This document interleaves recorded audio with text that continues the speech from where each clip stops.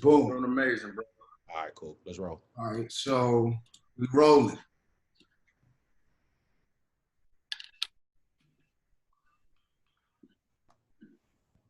All right, welcome to an episode of HBCU. We talk all things financial literacy, HBCUs, economic empowerment. Tonight we got a Hey, Payton, you're joint a little crazy. We might have to.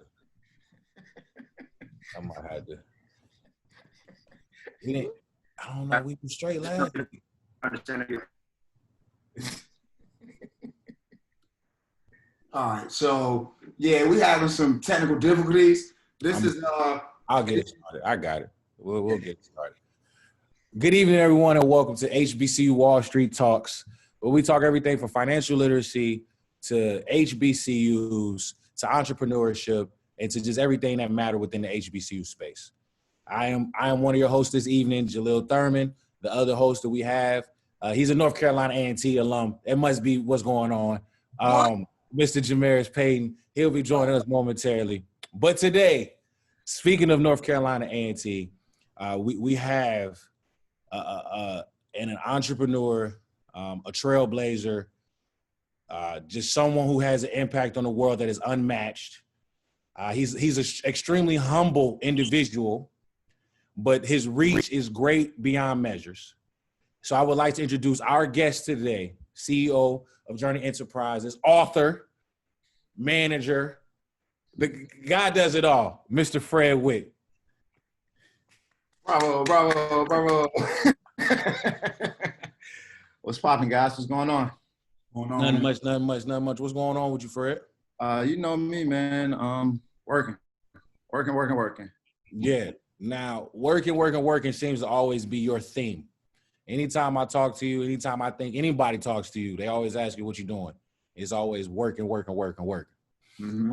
Now, before we dive into what it is that you do and the impact that you've been able to have, let the people know a little bit about yourself. Give them a little background, where you from and a little, what school you represent, all that good stuff. Hi, for those that's on the Zoom now, Fred Whitaker, better known as Fred Whit, better known as Fred to my friends and family. Originally born in New York City. Spent a lot of my life between New York and North Carolina, so I claim both of them. I love both states. They both taught me everything that I know now. Graduated from North Carolina A&T 2004. Also a member of Omega Psi Phi, Blood and Mu Psi chapter, spring 04. 04 is just a great year for me. What else can I say about me? I just like getting my hands dirty, man. I just like working, man. I just like, setting goals and going after those goals to achieve those goals, whether it's for me or whether it's for clients or whether it's for friends or whether it's for family. I just like helping people out. Now, with your HBCU experience, before we dive into where you are now, what was that? What did your 4 years look like at A&T? Where you're at now, it seems that you're really in the mix, really getting things done. Did this start while you were in school? Did it start prior to school? Or, talk to me about that. So, I mean, my 4 years, technically, I did an extra year, man. I actually originally started at Elizabeth City State University. I started school there. I did 2 years there. And then, when I felt like I had hit my ceiling at Elizabeth City, I ended up transferring to A&T. Okay. I say to people all the time, they was like, well, what did you major in school? And I'm like, what I'm doing now. And what I mean by that is, when I was in college, I DJ'd events. I was part of the SGA. I was part of like step show planning and doing step shows, hosting step shows, fashion shows, whether it came to any type of entertainment going on campus, me and the guys that I came in with, which is Terrance J, Quiet, and Trav Bond. We had like our little entertainment company, which I didn't know it was an entertainment company back then. I was like, yo, just me and my guys, we're out here, at the radio station, hosting concerts, booking people to come to A&T's homecoming, you know what I mean? So I was always involved in the entertainment business, but I didn't know exactly what I was doing. I just knew that I wasn't the biggest fan of working working a 9 to 5. I just knew that I wanted to be in the entertainment business, but I didn't know to what extent. But everything that I'm doing now, I learned at A&T, whether it was dealing with classmates and negotiating events to do with them, or negotiating for us to DJ our own frat parties that we was throwing, where they would pay us $100. You know what I'm saying? But that foundation and me doing those things there helped me to do what I'm doing today. No, I have to agree with you on that. I think that a lot of times we don't really understand what something meant 10 years ago, 15, 20 years ago. It's kind of like when your mother used to make you do certain things and Absolutely. you didn't really understand why, and you're still doing it now. So that definitely for me does that. Now at A&T, you were really involved. When did you start your career? Like, when did your career actually get started after college? You know what's crazy? It's hard to say when it actually started, because for the longest I couldn't explain to my mother or my family what I was doing. They used to be like, yo, like, okay, so you're going to go with Terrance to where? And he's interviewing people, but you're just sitting in a car? Like, how does that make sense? Like, how are you getting paid? Like, what's your 401k? And, you know, for the longest, I couldn't explain, like, man, I just got to beat it. Like, I just got to make sure that he's good and the things that he need to do the job at hand is taken care of, so he can just focus on that. So, you know, for the longest, I didn't know where my career started. I was like, yo, this is my guy. We've been doing this since college. So it was like, let's just keep doing what we're doing and figure out where it can take us to. And it was just one of those things where it's like, I think the saying is like, if you enjoy what you're doing, it is not really considered work. So for the longest, I didn't even know I was doing work until I had certain mentors come in my life and was like, yo, bro, that's what I've been doing for the last 15, 20 years. Like, that's how I got this house. That's how I got this for my kids. And that's how I do these trips. And they start breaking it down to me. And I was like, oh, wow, that's what a manager do. I was just being Fred and just helping my best friend out. You know what I'm saying? Right. And so when and how did you make that pivot in order to monetize it? And before you answer that, I want to take a step back and even say, what advice would you give? So not only when and how, but then what advice would you give to those that are kind of in that space in which they're trying to turn a hobby or, you know, something that they're doing that they enjoy, but it's something they can actually monetize. But what is your advice into, hey, okay, this is cool, you're getting really good at it, this is what I would suggest you to do in order to monetize? If that makes sense. No, it makes sense. The best way to do that is know your worth and your value. Know what you're bringing to the table, and then just do your research. Just talk to people or reach out to people that are doing something that you want to do and just pick their brain. And then, you know what I mean? Everybody's journey and everybody's path is different to the goals that they're trying to achieve, but you can always receive certain little nuggets on your journey to help you not, you know, make the same mistakes that some people made. So it was one of those things where I just started picking like people's brain. Like the very first mentor I had, his name was Jason Riley, he was Big Tigger's manager. And I used to be like, yo, Jason, so why are you doing this to do this, to do that? And he was like, well, you do this because you get this in return. When you do that, then you get this in return. He was like, most managers charge this, but I charge this because this is what I'm bringing to the table. So he was like, he was a manager and a lawyer. So he's like, yo, he could charge 20%. And I was like, well, how can I justify me wanting to get 20%? He was like, well, you might be able to do 15% because then you can say, well, you're a manager and you're a road manager because then you're going on the road everywhere your client is going. And, you know, so he started opening my mind up to different things where it's like, all right, when you're the manager, you know, you negotiate this, you get this, you make sure that your client is good with that, you go out and find opportunities. When you're a road manager, you get the information from the manager, but then you're on the road with your clients. So you're making sure that the car service is straight, the plane tickets is booked, the security is there, the deposits is there, or whatever it is that your client got to do. So when your client walks in, your main responsibility is to get your client from point A to B and back home so that they can, you know, be on TV or do it, whatever it is that they got to do. So when he started opening my mind to that, I was like, oh, okay. So I'm doing manager work. I'm doing road manager work. Then he was like, well, this is what a publicist does. This is what an accountant does. So he started breaking all of the things down to me. And in the very beginning, it was just TJ and I figuring everything out. And we was not successful with a lot of things, but the outside world don't know that. But we had a lot of learning curves and learning experiences to help build us to where we are today. You know what I'm saying? And then, you know, now I'm at a point now where it's like, yo, I'm going to hire somebody who's a dope publicist and let them do what they do, because that's what they're good at. You know what I'm saying? I've been the manager, the road manager, the assistant, the security guard, the driver. Like I've done it all. Like I've literally done it all. But I was so passionate about helping my best friend in the journey that we was on, where I was having so much fun that it didn't feel like work to me. So if something needed to get done, I was like, all right, I'll go do it. Yo, Fred, I need you to go negotiate this deal for me real quick. I'll go do that. Yo, but I also need something to eat before I go live on TV. All right, I'll go to the pizza shop and pick you up a slice of pizza while I'm negotiating the deal on the phone. You know what I'm saying? But in my mind, I didn't know that's what the manager does. That's what the assistant does. That's what this person does. You know what I'm saying? So I was just very blessed and very fortunate to have people like the Jason Rileys, the Shaka Zulus, and the Ronnie Garrett's to come into my life and be like, nah, let me show you how you can really finesse this, Fred. And then till this day, they always hit me up like, what are you working on? What are you doing next? And I'd be like, hold on.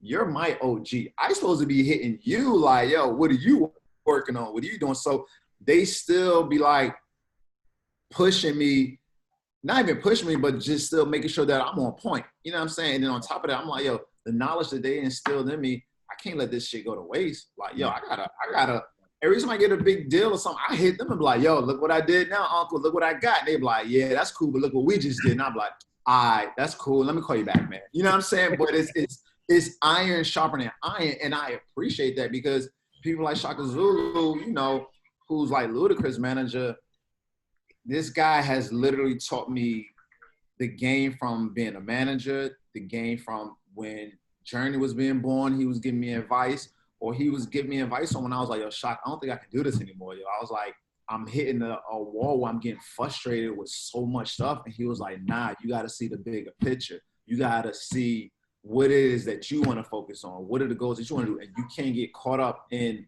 the Hollywood or the who's or trying to impress people that really don't care about you. They only want to use you for the access that you have or the platform that your clients are on so that they can benefit from it. So I feel like I gave you a crazy long answer, but my bad. But I think that's essential to hear, because I think you touched on something that's huge, and that's mentorship, you know, and whatever you're doing, you know, how you said that you were able to take, you know, hey, I'm doing this. You basically was jack of all trades. You were able to do everything, but you weren't really understanding what the value that you were bringing as Fred Whit. And your mentors and your OGs put that in a perspective for you, I think not only to help you grow, but I think also to help you understand that, you know what, this is what I'm good at. If I had to take all of these, this is the best I can be. I'm Fred Whit as the manager is really me, but you know what? Let me see about, hey, I can find a publicist. I can find an assistant. I can find someone to do X, Y, and Z. Because as you grew and TJ grew and other clients that you've had along the way, I'm sure that it's been easier for you to juggle, you know, working with Lala maybe at Essence and TJ somewhere else, you know what I'm saying? And being able to do everything that you need. So yeah, so you gave us everything that we needed in that. I think Torrence had a question. Torrence, you want to say something? I did. So I kind of want to backtrack a little bit, right? So it's a heavy entrepreneur spirit on the campus, right? When we were in school, right? So not to cut you off, I didn't even know I was doing it. Right. None of us did, right? I had no idea I was being an entrepreneur when I was in school. I was just like, oh. I think none of us did, right? Yeah. And that's literally why me and Jamerus created HBCU Wall Street. It's like we all did things and made cash in college. There was no structure for us to look to. There was no community for us to follow, right? Uh-huh. We both know people who were entrepreneurs in college that got degrees and still haven't worked a day yet, right? So, and Jahleil kind of touched on it, right? That value, right? Did you understand monetization in college, right? Like, did did your generational background and your financial literacy allow you to understand that you were at the top of the totem pole as far as generating a dollar? Or were you like you said, like me and my homeboys just having parties and I get in for free? Right? Honestly, to answer your question, you know, the background that I come from with my family is one of those things where everybody has a 9 to 5. So, you know, like my dad was with the same company for over 25 years working at UPS. My mom was with the same company, I want to say 20 some years too. So my family taught me how to be hard workers. You know, my grandparents, they all like had that 9 to 5 job where, you know, you clock in and you clock off. And I knew that, okay, you graduate from high school, you go to college. After college, you get a job. After you get a job, you get married, you have kids, and then you retire, then, you know, you die. So for me, I was like, yeah, that's a little boring. I don't think I want to do all that. I think I want to mix things up a little bit. And I've had those summer jobs where I was working on construction sites. Like, I was like, yeah, this can't be life. I cannot grow up and be cranky and miserable like the guys that I'm working with during the summer. And they used to be so miserable and complain so much, like, I don't want to go home to my wife. As soon as I get a check, it's gone. I gotta come to work, or da, da, da. And I was like, yo, this can't be my life. But at the same time, to answer your question, nah, I didn't know, bro. It was one of those things where it was like, I enjoyed doing what I was doing, that I didn't even think about the money part of it. And when I think back on it now, it's like, yo, we could have made so much more money in college than what we were making. Like, I'm not gonna call them out, but you guys know the big party promoter when we was in school. Yo, he was paying us $100 to DJ his parties. Mind you, it's 4 of us. That's $25 a person. I still don't know how I was paying my rent in college. I have no idea how I was paying rent in college. I have no idea. I mean, the refund check, yeah, I was very smart with the refund check. Like, I stood in that line for that refund check. I get that. But when you really think about it, I'm like, how was I paying my rent in college? How was I eating out all the time? How was I having nice things to wear? It was like, I couldn't process it, you know what I'm saying? Because my financial literacy back then was like, yeah, I know money's important, but I didn't know how important money really was. Or one of the things I learned later in life is I didn't really know my worth and my value. Well, I'm gonna say we didn't really know our worth and our value there. We was just so happy to be doing. Did y'all talk about it in your household? Like, literally, like, did y'all talk about it like at the Thanksgiving table? Because in my household, it was, hey, that's grown folks' business. Get the hell out of here. Like, you don't be asking us about money, right? Like, generationally, we just didn't talk about money. And so then you had a whole generation of kids and students get sent off to college, take on loans. They don't know how to generate passive or any kind of other income, but they owe somebody $40,000. Like, what space were you in? Did you know a little bit about money? Did you not know anything? Did you just sign the paper and go to class? Or did you not care at all? I don't think I cared. I think that I enjoyed what I was doing, and that was throwing events. And basically it was one of those things where I was a guy that met all of the girls, and the girls had to come through me or know me to get in parties. And I was cool with that. You know what I'm saying? Because think about it. Back then, we was only charging people, what, $5, $10 to get in? Like, it's like what's the real, like, college students paying you to come to your event is like, is that really, really money? But then the bigger play would have been like, yo, how can we get a piece of that bar? Like, we never knew that back then, because that's how they was making all of the money off of us. Because, yeah, we paid, was it $2, $3 to get in the club if you had the flyer, whatever. But the average drink was anywhere from $8 to $10. So the owners, you guys can have the door. I'm just going to get this bar and sit back. In college, we're all spending money on alcohol to have a good time. Mm-hmm. So if I would have knew that in hindsight, it'd be like, yo, I want a piece of that bar too, or I'm going to take my crowd somewhere else. I didn't know having leverage like that until later on in life and having the conversations that I had with my mentors. You know what I'm saying? Yeah. Now let's stay on the financial literacy piece, because I think that's really what's essential And so what I want to start with, Fred, I got a question for you. Would you do $5,000 a month, or would you take $1 million one time? Like $5,000 a month for the rest of your life, or would you take $1 million right now up front? And why? Knowing what you know. 5K is taxed. I was about to say, hold on, the 5K, you got to really break that down to me, because it's like, I get it every week for the rest of my life, but it's taxed.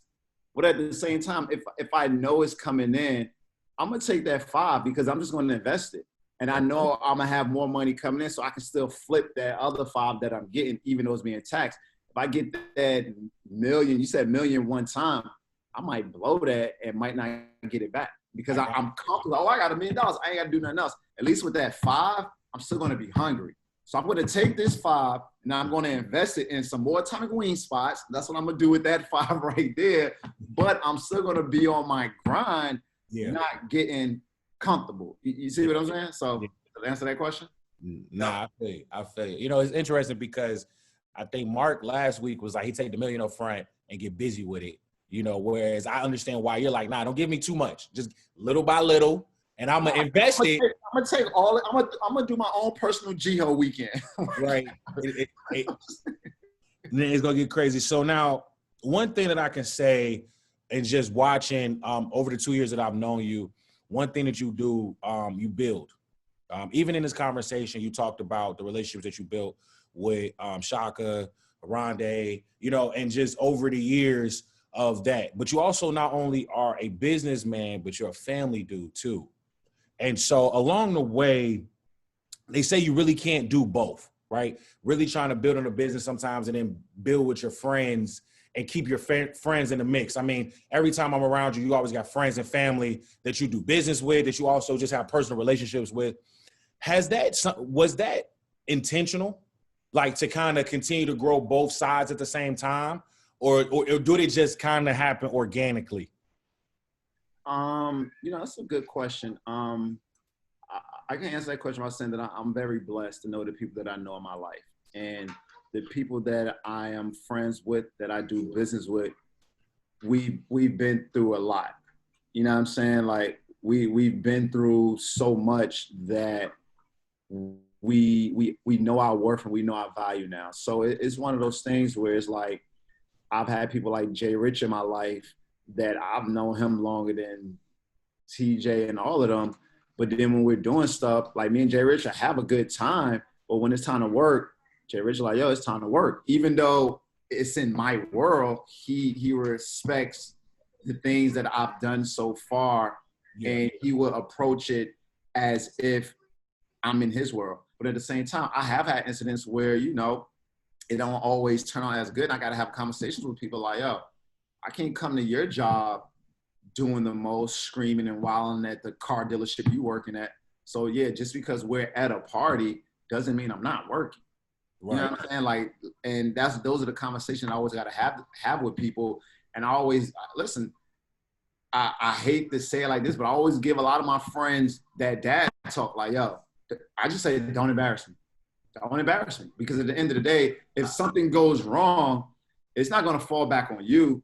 It's going to fall back on me and fall back on whatever client we're with during that time. You know what I'm saying? So yeah, I think I answered your question. I mean, it's tough, but like I said, I've been very blessed to have some amazing people in my life, and it's like we all push and motivate each other. So there's an opportunity where, you know, Uche can be in his regular world of work, his 9 to 5, but then he can come into my world like, yo, Fred, I want to work on this project with you. And he would treat it the same as if it's his 9 to 5. You know what I'm saying? So I've been very, very blessed to have the people that I have in my life when it comes to situations like that. And I guess it's safe to say at that point that that's been the way you guys have been able to figure it out.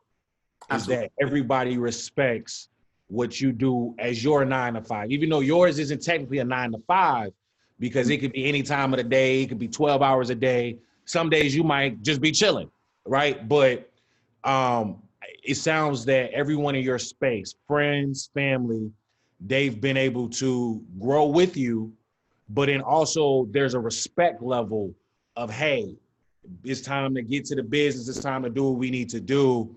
And we can have fun later, but it's go time now.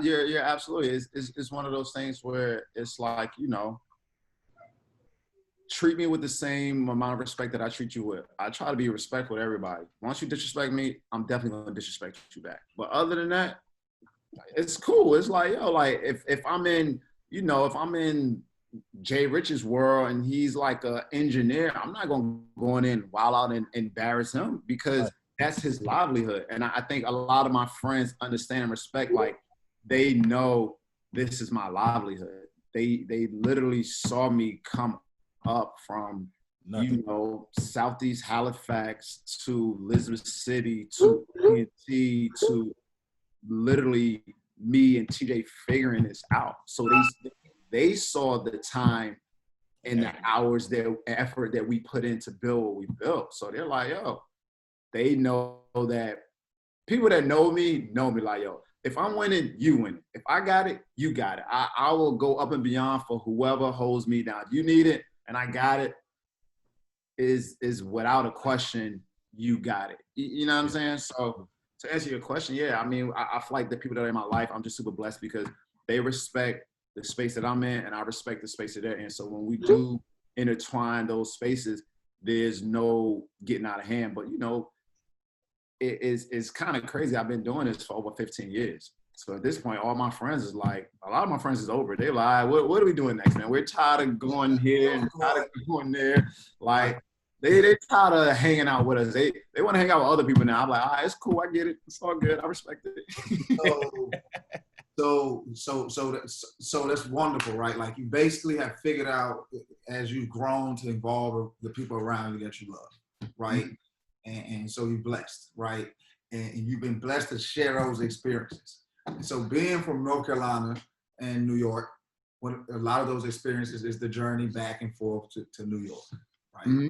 And so you have a book similar to the same, right? So could you tell us about the title of the book, you know, what it's about and how it relates to who you are and some of the things we've discussed, right? So the title of the book is called Come on a Journey with Me. You can go to www.comeonajourney.com to see more information about the book. And, you know, all my life, I've literally traveled up and down I-95. Like I say it, like people think I'm joking when I say this, but I feel like I've stopped at every single exit on 95. Like my dad is from North Carolina, my mother's from New York.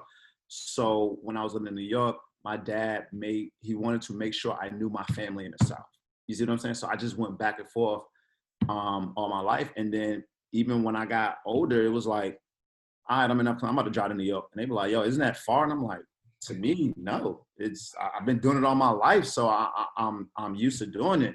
So when it came to, you know, my daughter, I was like, she's going to travel as well too. I want to make sure that, you know, we're in VA, but I want to make sure that she knows my family in New York and she knows my family in North Carolina. So it's like, all right, where are we going now? We're going to North Carolina this weekend? Are we going to go to New York? So, you know, the premise of the book is called Come on a Journey with Me. And it's just literally me, Journee, and Briley, who's my niece, and our dog, Oreo. And we just go on trips, man. And when we go on these trips, we're just exploring these cities and seeing the different culture in each city. And I always say to the girls, like, you know, the way the Black culture is in Virginia is not the same as the Black culture in New York. And the only way you will be able to see that and understand it is if I take you there for you to see it with your own eyes. And now it's to a point where the girls is always like, well, where are we going next? What are we doing next? And for me, because I travel a lot for work, that was like something that I wanted Journee to understand, for Journee to see, like, hey, daddy has to leave because daddy has to go here and do this, this, and this. And she will be like, okay, but can I come? And some trips she can't come. And some trips she's like, okay, you can come. And I will allow her to come with me on those trips. And then she'll see, okay, what it is that I'm doing and what it is that I got going on, even though she's only 8 years old. But I just felt like installing that in her at a younger age will also help her to understand it as she gets older, and then, you know, help her mind expand too. Like, you know, Journee says to me the other day, well, I want to go here. And I'm like, how do you even know about that place? You know what I'm saying? But it's just one of those things where I'm a firm believer of, you know, your kids, you're a mirror to your kids. So what you do in front of them is what they're going to reflect and what they're going to see and what's going to help train their mind and their thoughts. You know what I'm saying? So, come on a journey with me. I mean, it's a children's book. You know, my sister is the writer of the book. I wanted to empower my sister. I wanted to empower the girls and create something, you know, cool and fun with them. I had the idea. I hit my line brother up, Uche, and was like, yo, Uche, you know, what do you think of this? And if you know Uche is like, all right, let's do it. And I'm like, what do you mean let's do it? And Uche's like, yo, all right. And then the next day, Uche's sending me IG pages, sending me like Google stuff. And he's like, yo, this and that and this and that. I'm like, damn, Uche, I was just thinking about it, but I guess we're doing it. You know what I'm saying? So then it was like, all right, Uche, we got to find an illustrator. He's like, I think I know somebody. This guy Cam, I seen him work with this other person right here. I get in contact with him. I'm like, damn, Uche on it. You know what I'm saying? So and it goes back to what I said earlier. I'm just blessed to have certain people in my life where they're like, yo, we're going to push each other, because Uche's always been an advocate of, yo, Fred, you need to tell your story. Like, yes, TJ is super dope at what TJ does, but they can only really be 1 or 2 TJs. There can be 10 to 20 Freds out there, but they don't know about their world or know about their lane unless you tell them. Because, you know, for me, I didn't know nothing about it, and I wish somebody would have came back to me and told me about it in high school. It probably would have changed what I would have majored in college. You know what I'm saying? Knowing what I know now. So speaking of college, tell us about maybe a memorable experience you had in the industry where you maybe didn't realize it until afterwards that something that happened in college prepared you for it, right? Like, I think a lot of us don't realize that just going to a HBCU and just having to develop that tenacity. Mm-hmm. Me and Jahleil and Jamerus were on a call a couple of weeks ago, and I was talking about how you're just a better person, right? Because you got all these great Black people around you. You got professors who care, who give you their all, right? But then you also got the financial aid people like, look, if you don't get your shit together, then you're not going to have your shit together when you leave here. They don't look at you as just another student or just another number. You know what I'm saying? Like they do at some of the PWIs. Right. So can you think of a time where an experience you may have had in college lended to you getting through an experience in the industry? Right. Yeah, I mean, I just think I just think of times where we would provide a service and do an event for somebody, and they're supposed to pay us at the end of the night, and they didn't. And so it was like, okay, how do I handle that in college?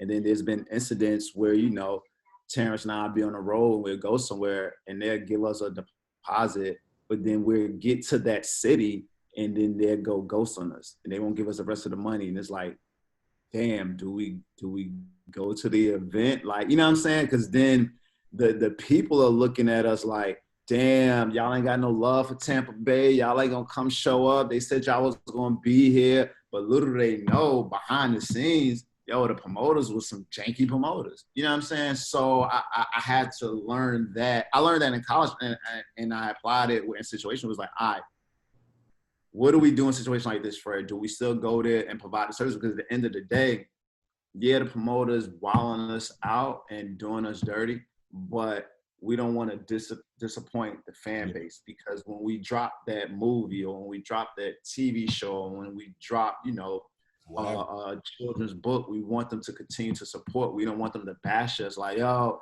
well, they said they was coming here and they never showed up and I paid my money to come hang out with them. And, you know what I'm saying? So it was just one of those things where, you know, I had to learn that experience from college where it was like, all right, fam, you got to give us this money up front or we ain't doing it. Who's going to look crazier? Like us? You know what I'm saying? Us not doing it or you not having a DJ. You know what I'm saying? So I had to learn, like, when I'm doing these things in different cities, of course it's a bigger bag. It's like, I need a deposit. But then as soon as I land at the airport, yo, fam, somebody got to meet me. You got to meet me with the rest of that money or we're not leaving the airport. You know what I'm saying? Because then I also got to put our safety in a safe place as well, too, because people don't understand. A lot of times people call, I don't know who that is on the other line. And I've heard, like, stories. I'm just thankful that, you know, we're not rappers. Like, rappers, yo, it's hard being a rapper, bro. Like yo, it's hard being a rapper out here, like yo, because that tough talk you talk, you got to back it up everywhere you go. You know what I'm saying? So, you know, I thank God that we don't have those type of issues, but I did learn that. I learned that experience in college, and it also helped me use it till this day, even to like literally till this day. You know what I'm saying? Yeah, and something I want to touch on, I think you kind of hit on so many different points, and I want to take it back to the purpose and where you and how you're moving now. And so when you're talking about the book, you're talking about, you know what, I created the book. I wanted this opportunity because it comes from me and the journeys that we take with Journee and Riley and Oreo and what we do and how I pour into them. Say it again. Her name is Briley. I'm sorry. Briley, and how you my bad, dog, and how you pour into them, right? And then, you know, you talked about how you brought your sister on. And then you talked about support. And so I know I'm touching a couple different places, but the success of the book lately, I mean, bestseller, you know, 1,000+ books sold, you know, a lot of that has come from who you are and how you've poured into people over the last 15, 16 years. And so I guess for me now, how does that feel, that the investments that you've made into people, the time that you've given to those that you didn't have to? I mean, even our relationship came from just, I bumped into you, gave me a number. You didn't have to give me your number. You see what I'm saying? And 2 years later, 2.5 years later, we're in a way totally different space, you know, but how does that make you feel, and what keeps you going and constantly investing in people and the love and support that you've been able to get in return?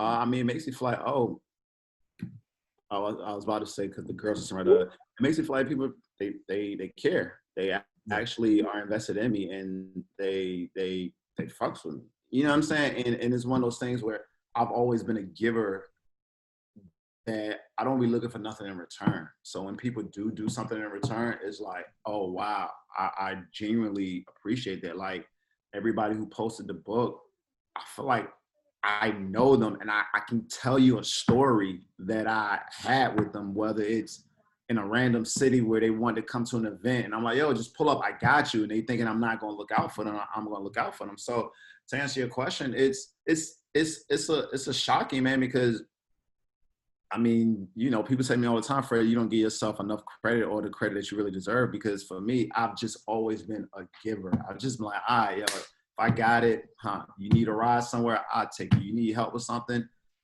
and I don't be looking for nothing in return. And I don't know if it's like, what's the saying, you know, I always expect less from people. You know what I'm saying? Because, you know, you just never know what somebody's going through. But I feel like if I can help you out, then it can help make your day. But then, you know, the energy I put out there, you know, I just want that same energy back. Yeah. It was like when I put that book out, I had no idea it was going to do the numbers that it was doing. Like literally, I'm like, Uche, yo, like, are these numbers real? Like, is this for real? Uche's like, yeah, bro. And I'm like, yo, like, this is crazy. Like, I had no idea. It was, like I said, I just wanted to do something with the girls and just help my sister get out there more as a writer.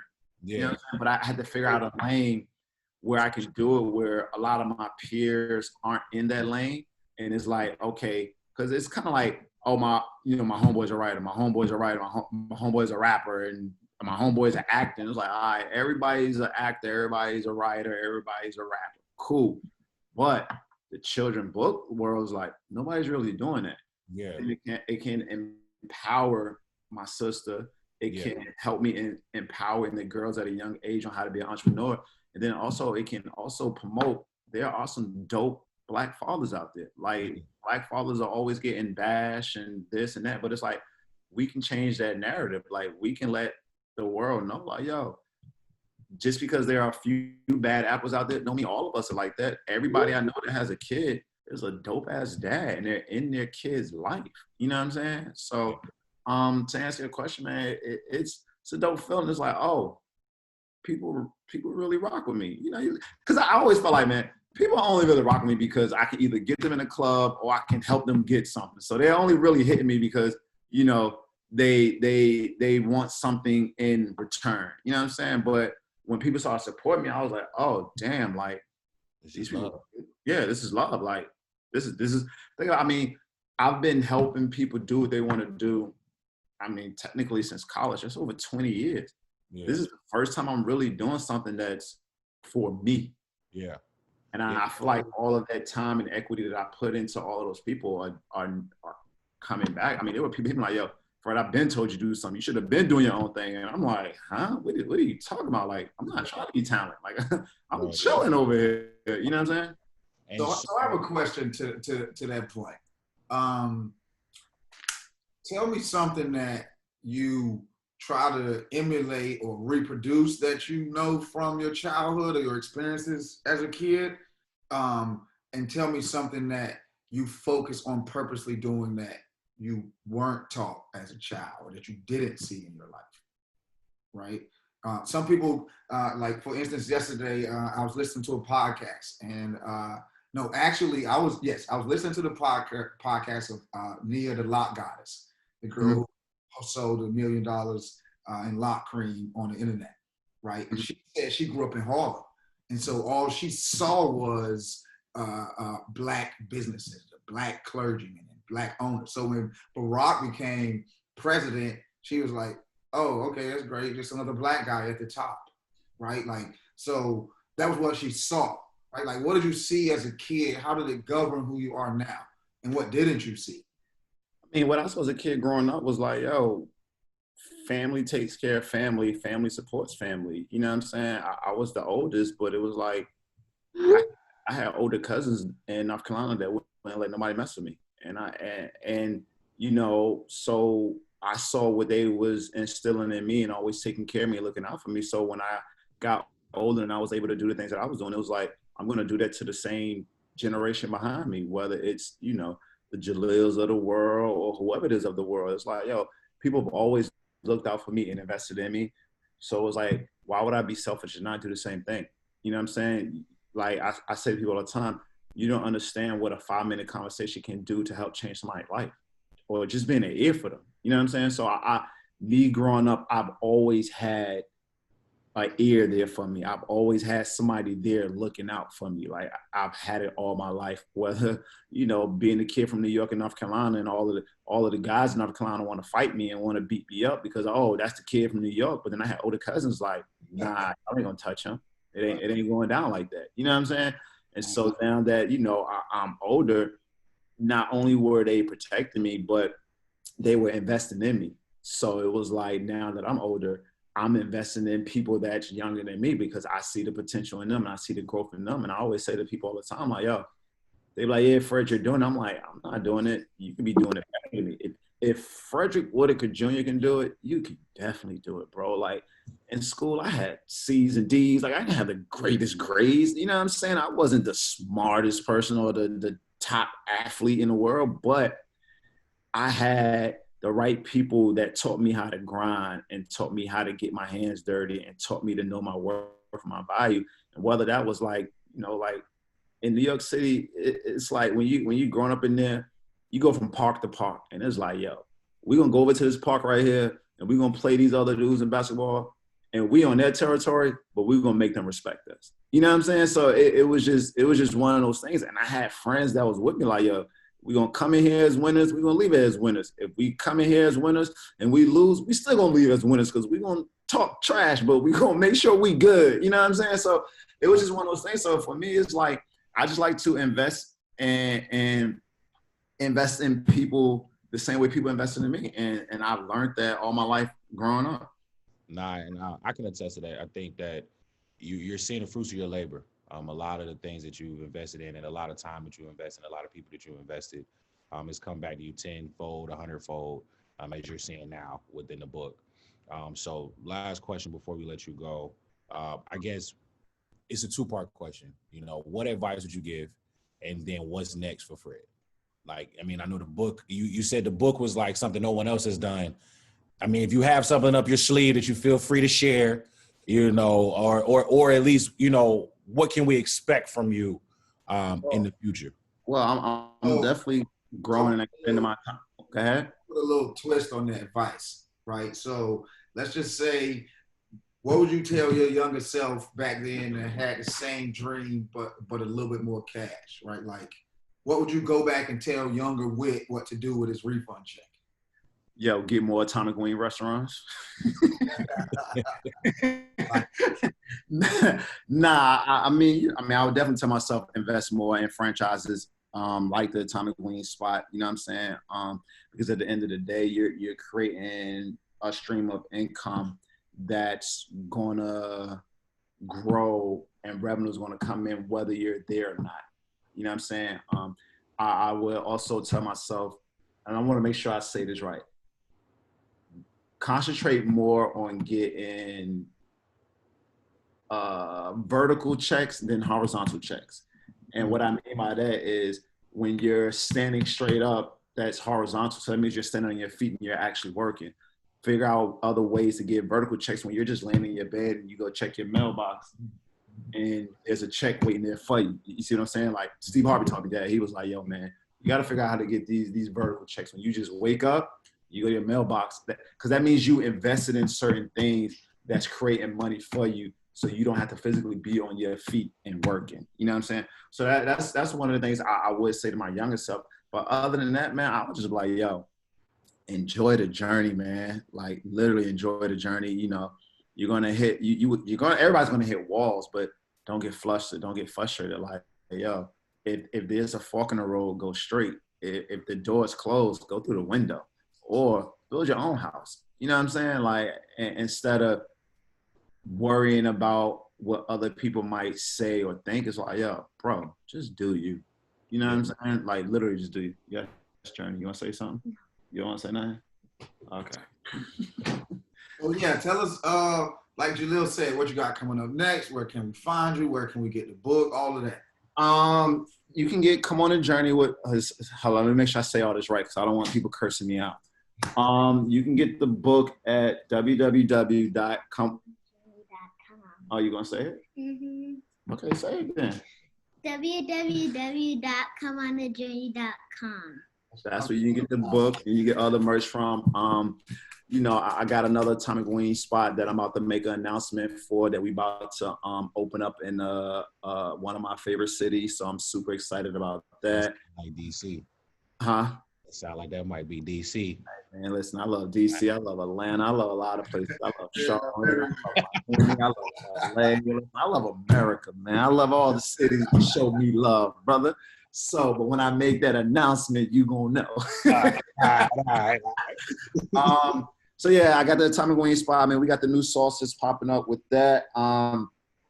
I have the HBCU Experience book. You know, we're doing a virtual signing this Saturday. You can go to the HBCU Experience IG page for more information on that. I have the HBCU 101 show that I'm doing with, of course, Jahleil, who's up here, who calls me every day, harassing me about stuff. So you can catch that on Aspire TV. Yeah, I got TJ doing a bunch of HBCU virtual stuff these next few days and few weeks. So, you know, love for people to tune in with that. Where to catch me, and you can just hit me on Instagram, man. Instagram page is Frederick. What's my Instagram page? At Frederick WJR. Other than that, it's a funny joke, but I always say, you can get in contact with me. I feel like my numbers on like the bathroom walls of all of the clubs because I get the most random phone calls. I'm like, yo, how does this person get my number, yo? But you know what I mean? Like when you call, unfortunately, I will answer because sometimes it's money on the other line, and I don't be knowing the numbers, but I will answer. But you know, other than that, man, you know, I just want to say thank you guys, man. Like this is a dope space, and I think what you guys are doing is super dope, and I think that while the world is watching all of the things that HBCUs are doing, I think you guys need to keep your foot on their necks. And, you know, yeah, everybody want to be involved with HBCUs this year, but let's make sure they keep that same energy next year and the year after that, because, you know, we all come from that HBCU world where it's like, yo, we know how dope and how cool homecomings are. Like, yo, what took y'all so long to catch up? Like, we've been doing this. It's like, yo, like. We didn't need the article. We knew that. Yeah, we've been doing this. It's like, yo, you could have been had your brands. You could have been doing activations. You could have been in the Black community world, so to say. That's what you want to be in. But, you know, don't just do it now because everybody else is doing it. Like, really do it and really be about it. And, you know, platforms like you guys can really put that out there to those brands and let them know, like, yo, y'all are serious and y'all really want to come into this world, like, come into this world, like, let's do a, 3 to 5 year deal where you're gonna do an activation for the next 3 to 5 years with us on help building, the Black community, and also, putting your product or your brand or whatever it is into those communities. You know what I'm saying? So yeah. Other than that, man, you know me, I'm chilling, man. I'm out here chilling. Life. He just told us about a million things he's doing. Then he said, "I'm chilling." Listen, I don't feel like I'm doing enough. I feel like I could be doing a lot more. Right. I'm just trying to figure out what that more is. I'm like, yeah, okay, I did this. Entrepreneur, I think, sorry, Jahleil, I think that's the Aggie in us, right? It's like, it don't matter. Like, Jamerus is like this too. Like, I used to have to get to the point where I would have to tell him, like, no, man, no more ideas, nothing today. Like, but you never know, that next idea might be the one that's like, yo, I'm glad we did that. So, but I've learned this. I learned this from TJ. He's like, yo, man, let's throw everything on the wall and whatever sticks. Let's just run with it. You just don't know what's going to stick. Like, if I wouldn't have had the conversation with Uche about the book, and Uche was like, yo, let's do it, I'd have never did a children's book, because, we all have a million ideas that run through our minds all the time. But then it's like, what's the first step to actually doing it? And sometimes, like, our minds are all over the place and we don't know how to take that first step. All we need is a nudge. Yo, Uche more than that. Uche pushed me. Uche was like, yo, bruh, this is what we doing. And I was like, you're right, Uche. And you ain't gonna say no to Uche. That's one dude. That's one dude that I know. Uche, J. Rich. It's a couple brothers you're not saying no to. Can't say no to them, because then they're gonna be like, I told you we should have did that last year. I told you we should have did that 2 weeks ago. And I'm like, yo, I'm not even thinking about that right now. But you think about, like, damn, I don't want to tell him he's right, because he's gonna be like, I told you. Uche is definitely gonna tell you I told you so. He gonna say it in a way that is not direct, but direct.